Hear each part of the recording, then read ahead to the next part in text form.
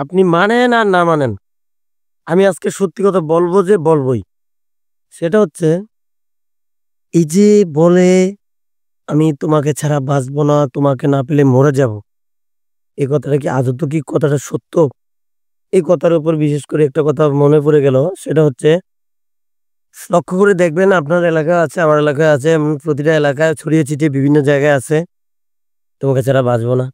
কিন্তু দেখেন কোন কারণবশত যদি একজন আরেকজনের সাথে বিচ্ছেদ ঘটে, দেখবেন যে ঠিকই সে মহিলা হোক, পুরুষ হোক, সে অন্যত্র গিয়ে কিন্তু কি সংসার করতেছে।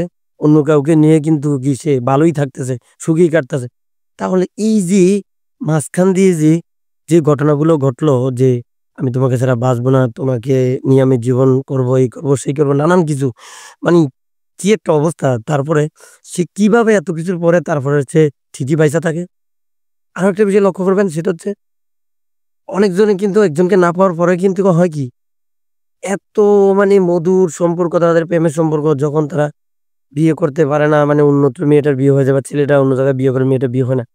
বা ছেলেটা কোনো কারণবশত যদি মানে বিচ্ছেদ হয়ে আলাদা হয়ে যায় তারপর দেখবেন যে অন্য জায়গায় যখন তারা ২ জন ২ দিকে সংসার করে তারপরে দেখবেন যে তাদের সংসার মানে আরো বেশি ভালো কাটতেছে। তাহলে এতে কি বুঝলাম আমরা? মশকারি পাইছেন, মশকারি না?